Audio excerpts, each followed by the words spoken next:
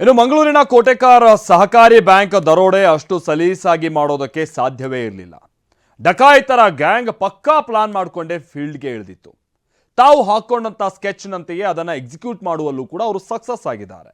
ಆದರೆ ಈ ದರೋಡೆಯ ಹಿಂದೆ ಬಹಳಷ್ಟು ಅನುಮಾನಗಳು ಕಾಡ್ತಾ ಇದೆ.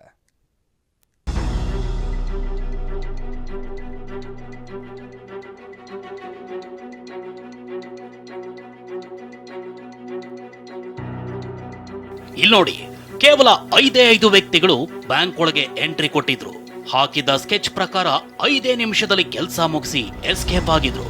ಬ್ಯಾಂಕ್ನವರು ಏನಾಯ್ತು ಅಂತ ತಿಳ್ಕೊಳ್ಳೋಷ್ಟ್ರಲ್ಲಿ ಬರೋಬ್ಬರಿ 10 ರಿಂದ 12 ಕೋಟಿ ರೂಪಾಯಿ ಮಂಗಮಾಯವಾಗಿತ್ತು.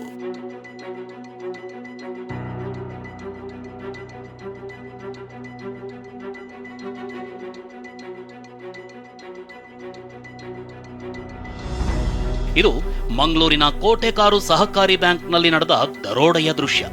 ಬ್ಯಾಂಕ್ನಲ್ಲಿ ಸರಿಸುಮಾರು 12 ಕೋಟಿ ರೂಪಾಯಿ ದರೋಡೆ ಮಾಡಲಾಗಿದೆ.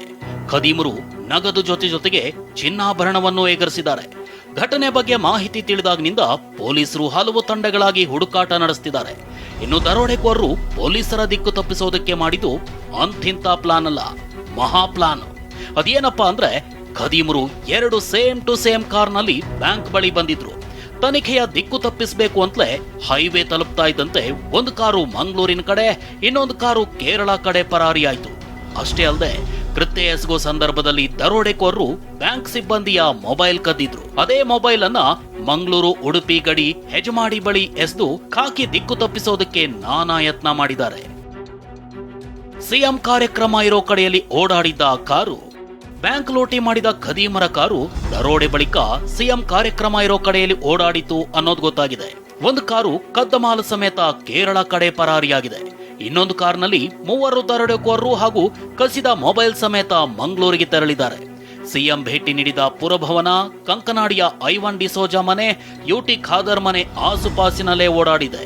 ಸಿಎಂ ಸಿದ್ದು ಯುಟಿ ಖಾದರ್ ಮನೆಯಲ್ಲಿ ಊಟ ಮಾಡ್ತಿದ್ರೆ ಅಕ್ಕಪಕ್ಕದ ಏರಿಯಾದಲ್ಲೇ ಇನ್ನೊಂದು ಕಾರಿನಲ್ಲಿ ಖದೀಮರು ಓಡಾಡಿದ್ದಾರೆ.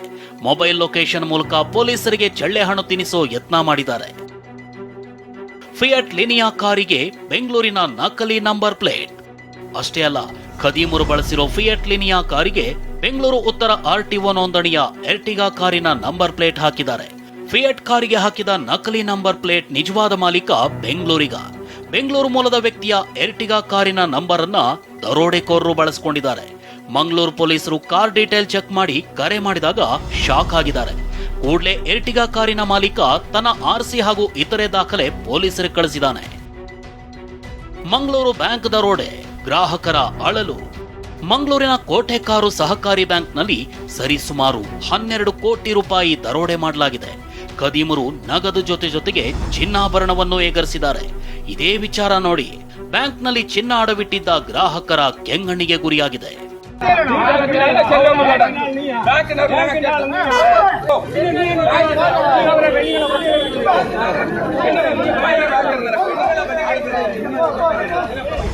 ಆತಂಕದಲ್ಲೇ ಬ್ಯಾಂಕ್ಗೆ ದೌಡಾಯಿಸಿದ ಗ್ರಾಹಕರು ಬ್ಯಾಂಕ್ ವಿರುದ್ಧ ಆಕ್ರೋಶ ಹೊರಹಾಕಿದ್ರು. ಖಾಕಿ ಮಧ್ಯ ಪ್ರವೇಶ ಮಾಡಿದ್ರು. ನಮ್ಮ ಚಿನ್ನ ನಮಗೆ ವಾಪಸ್ ಕೊಡಿ ಅಂತ ಪಟ್ಟು ಹಿಡಿದಿದ್ರು. ಮಕ್ಕಳನ್ನ ವಿದೇಶಕ್ಕೆ ಕಳುಹಿಸಲು ಮನೆ ಖರೀದಿಸೋದಕ್ಕೆ ಅಡವಿಟ್ಟಿದ್ವಿ ಅಂತ ಮಹಿಳಾ ಗ್ರಾಹಕರು ಆಕ್ರೋಶ ಹೊರಹಾಕಿದ್ರು.